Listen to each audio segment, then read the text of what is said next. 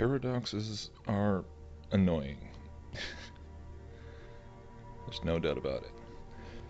Why am I talking about paradoxes?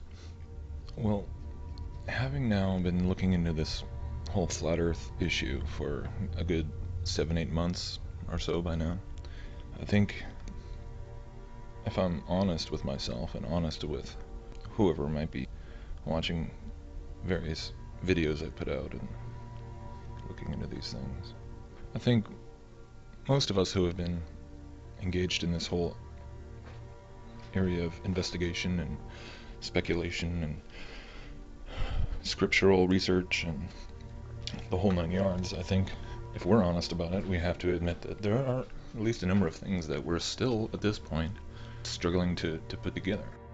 And there's still a significant number of issues and questions which, at the current time, definitely just feel like paradoxes, especially when you get into the whole map question. And I've been recently wrestling with a few myself, to be completely honest. Just in this last week or so, I was coming across the whole issue of the equinox, since we just went through the spring equinox, and of course the people who are out to debunk the flat earth idea altogether are pointing to it as undeniable proof that we live on a globe, and this is the only way that the sun could rise at apparent due east from every point along the surface of the earth, and how you could have 12 hours of daylight at every point of the earth. And I fully understand how this is claimed to operate based on the globe model, with the earth being exactly between each of the solstice points on its alleged solar orbit and all that. And to me, this is a significant puzzle. It's a significant challenge. Similarly, I was just watching yesterday a video that Rob Skiba put out talking about the infamous flight from Chile to Australia that dips down and almost even touches Antarctica.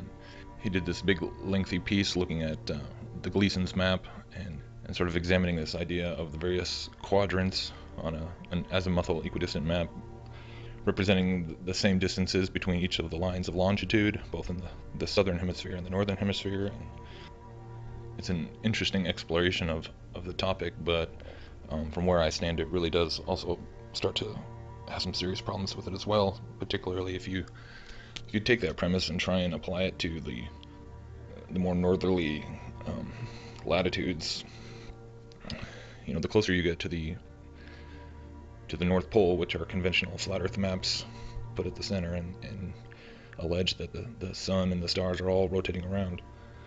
Obviously this is going to be a problem because just by definition, those distances are going to have to get smaller and smaller as you approach that singular point where they all converge. And so the bottom line is that, yeah, we still have a number of things that just don't seem to make sense. They don't seem to line up.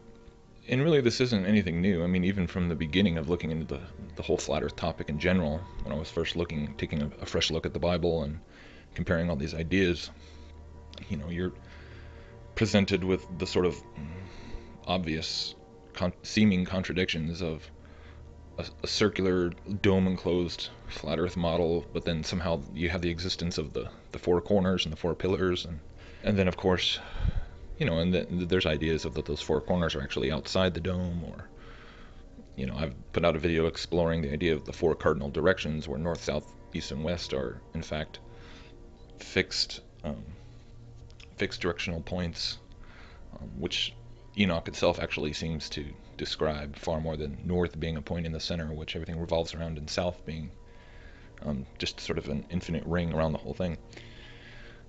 So there's all these really interesting ideas that somehow we keep coming back to again and again, but honestly we still are struggling to put a lot of these pieces together in a way that makes sense from our current perspective, our current point of understanding.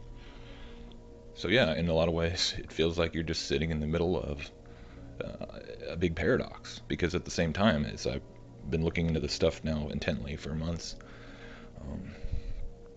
when I came into it, I was already convinced that the Apollo moon landings were a hoax, and that was, I already had that under my belt, so to speak. But But then as you start to look at everything that NASA and all the other space agencies have put out since their inception, so I've never been more convinced that nobody's ever been to space, or that even space, that we have sufficient evidence to believe that space exists.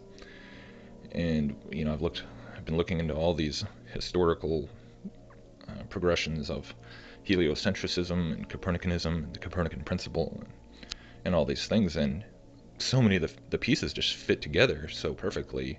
It just continues to point you in this direction, that it was all a necessary component of not just evolutionary cosmology, but a necessary foundation for the whole idea of, you know, the whole ancient aliens idea and alien deception and the UFO meme and on and on and on. But then, of course, the critics always bring you back to this point of what's the real model? What are we on? How does it work? Explain the stars. Explain this. Explain that. You know, everyone wants to see the model. You know, like Tiger Dan was saying, if you don't have a map, you don't have an argument. You don't have proof. And that's always the big push. We're always being pushed to, you know, to solve it, to figure it out, and to, you know, if you can't answer all these seemingly contradictory and paradoxical questions, because, like I said, not just I've never been more convinced that everything about space I've never been more convinced that everything we've been shown about space is fabricated and is just an all-out hoax. And at the same time, when we look at all these curvature experiments, we don't find evidence of curvature. So if there's no curve, you have a plane. You know, it's pretty simple. So, but then, you know, then everyone's trying to solve all these questions, like the question of 24-hour daylight in Antarctica, and solve the southern pole stars, and solve all these, you know, predominantly celestial questions, you know, trying to understand what the heavens are and how it all works. And typically we're trying to do this, again, we're still adhering to the Copernican principle, even though we don't even, I think, consciously recognize we are, in terms of explaining it all in terms of physical, materialistic forces and mechanics, when I think since the beginning I've kind of really been forcing myself to re-examine those kinds of assumptions, and especially from a biblical point of view. You know, we look at all the connections between the angels and the stars and the heavens, and you're thinking of these things now of a heavenly realm or of dimensional capacities that we maybe don't even have the lexicon to describe, or the dimensional models to really even try and put it together. I think, you know, the more you get in, it starts to break down, because you're not just dealing with a purely three-dimensional time-space framework. So what are we on? You know, so what do we do? Where do we go? I mean, you can have a meltdown and, you know, start calling everyone a liar, or you can just quietly kind of slip away and just get frustrated with it. And that's something that I think I've seen a lot of people do, even if they haven't openly said a word about it. There's just been a number of people who were coming around, you know, 6 months ago, 3 months ago, and suddenly I'm not seeing them, and I'm not hearing from them, and it makes me wonder. And I think this is a much more common thing, is that people just, I think, get burned out on it and get frustrated, and, you know, they start hitting these roadblocks and these paradoxes, and either they conclude quietly that, well, maybe we really are just on a globe and we're in space and the whole thing must be crazy, and I feel silly for even looking into it. Or they're just not sure, and they don't know what to think, and kind of just need to get on with life and not obsess about it. And I can fully appreciate that feeling. But it's the kind of thing where once you've seen enough to where it's, I don't know about other people, but I'm the kind of person to where once I've seen too much to just walk away completely, to just not know that they're lying a great deal about the cosmology and the earth and the stars and the nature of the earth. And we know what the Bible says, we know what the Book of Enoch says, and we know that they are vastly different. We know that the space race, these space programs, are a unified hoax, which I know is just so difficult for many people to wrap their heads around. For me, that's one of the easier pieces. It always has been. But I think, like a lot of us, where we got hung up on is, how does it work? You know, how do we explain it? How do we make the model? How do we build the model? And we keep coming back to these types of paradoxes. And I myself, even lately, started wondering, and recently I just keep almost coming to the place of wondering, what fundamental assumption are we still making? What piece of the puzzle are we still missing? What are we still injecting into this whole thing that really we should go back and reconsider? You know, and I don't know if it is this idea of the North Pole being at the center. You know, a lot of people wonder about, well, what if Jerusalem was the center? And that was something I've wondered about since the beginning. But then it's like it's hard to reconcile that concept with the idea of either one or two poles. Like there's a magnetic pole, we know that. Why shouldn't that logically be the center? And you know, Polaris, the North Star, being above the North Pole, and shouldn't that mean that that's the center? And again, I think you start driving yourself crazy, going like, there's something about all these maps that are wrong. But then, you know, part of me wonders, are they all wrong but all right in a way? Are they all projections of something that we haven't even considered yet? And it just starts to sound kind of, I think, a different level of crazy. But something too that stuck out to me from almost the very beginning, when you're on the one hand looking at all these pieces of possible flat Earth concepts that have to do with, you know, circles, whether it's the circular Earth under a dome, and then the circuits of the luminaries going around a central point, and so you have all these circular aspects, and then you also have these square aspects of four pillars, of, you know, pillars and four corners, and you know, the four winds, and so it's always like it's this whole sort of underlying paradox of the circular aspects versus the square aspects, right? And interestingly enough, you know, that's one of the central little esoteric riddles embedded within Freemasonry, even in their logo themselves, which of course we can look at and see is of course an adaptation of the six-pointed star, but the way they render it is with a square and a compass. And obviously, you know, a compass is used to draw a circle, and a square is used to draw squares. So even in their logo, their main logo that they stick on everything, is embedded symbolism for the whole occult riddle of squaring the circle.